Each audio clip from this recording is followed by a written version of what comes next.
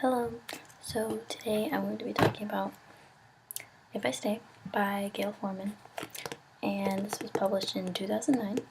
So I'm just going to give you some background. It takes place in Oregon.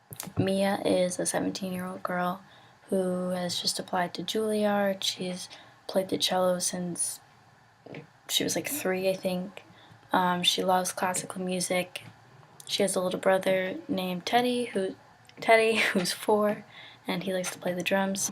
Her dad is a middle school teacher. I like the way that Gail in the book, she says that dad is part of like a punk rock, big in our town, unknown anywhere else kind of band. And so you can tell like this family really likes music. And the mom is she works for a traveling agency. Other characters in the book include Grandma and Grandpa. The grandmother believes in angels and that they're like reincarnated into birds, it seems. I think like her dead sister was like a cardinal. I don't know. It's interesting. And she likes to garden. And then the grandfather, he's just like really quiet. There's not really a big description of him. And then Mia's best friend's name is Kim. And Kim wants to be a photographer and she works for the yearbook. And then Mia's boyfriend's name is Adam. And Adam, surprise, really likes music. And he's in this band called Shooting Stars. Now, to like tell you like about what actually happens. So it's a snow day and Mia and her parents and her brother decide to all go out and visit her parents' friends. So they all like pile into the Buick, my favorite car, and they're like listening to music, whatever, driving, and then all of a sudden they get into this car accident. It happens, like, I really like the way that Gail introduces the car accident because it happens so suddenly. I'm gonna read it to you. I'm gonna read you the whatever this is, excerpt, I don't know. And so it says like it's like describing like all the peacefulness, whatever, and it says I close my eyes, and then you wouldn't expect the radio to work afterward, but it does, and you're like, after what? So you keep reading. Gail like really talks about like music and like does a lot of metaphors. So she says, the car is eviscerated. The impact of a 4-ton pickup truck going 60 miles an hour plowing straight into the passenger side had the force of an atom bomb. It tore off the doors, sent the front side passenger seat through the driver's side window. It flipped the chassis, bouncing it across the road and ripped the engine apart as if it were no stronger than a spider web. It tossed wheels and hubcaps deep into the forest. It ignited bits of the gas tank so that now tiny flames lap at the wet road. And there was so much noise, a symphony of grinding, a chorus of popping, an aria, which is like some music word, of exploding, and finally the sad clapping of hard metal cutting into soft trees.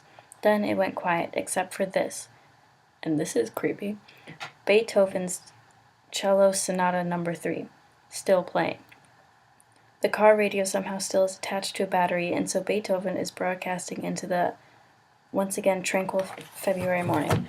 Okay, when I read that, first of all, I was scared out of my mind I would have been scared out of my mind if that had happened and that like this giant car accident happened and my family was like wherever, everywhere, and the car was like everywhere, and all I hear is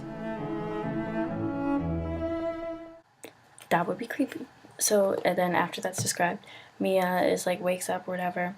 She's walking around. She climbs out of the ditch that she's in because she got thrown out of the car. She sees her mom and her dad. Brains are on the ground, so they're clearly dead.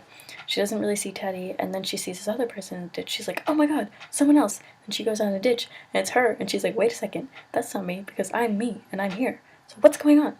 And then she realizes that she's like outside of her body and she doesn't understand why. And so the ambulance come, take her to the hospital, and it's just like this crazy the whole book is just this, from what I understand, is for this like crazy whole out-of-body experience that she's going through. So far, she can't seem to really interact with anything, but there's this part where, and this is like something that I would do if I was in a situation like this. I would be like, well, I mean, considering no one can see me, like, what should I do now? And I'd like try to like pick up things. I try to like walk through walls and stuff, and like there's this one part where Mia's like, well, I mean, can I like leave? Can I like transport myself to Hawaii? And like she like snaps or whatever, or clicks her heels. She's like, well, no. She's like, okay, let me try like a more reasonable thing. And so she tries to like walk into this wall, and of course she just like bumps her nose. She's like, okay, well that doesn't work, and she just walks through the door. And I just really like that Gail put that in, because it kind of, it like lightens the mood a little bit. So like the main plot of this book, I guess, is like Mia is like trying to figure out whether or not she should, like, she's trying to figure out how to get back into her body, and the way that she has to do that is by choosing whether or not she wants to die or live. I don't know how she's going to do that. I'll find out. You'll find out if you read the book, or you may have already read the book and you already know, and you're just a step ahead of me. Yeah, good book. Finish it soon. Thanks for watching.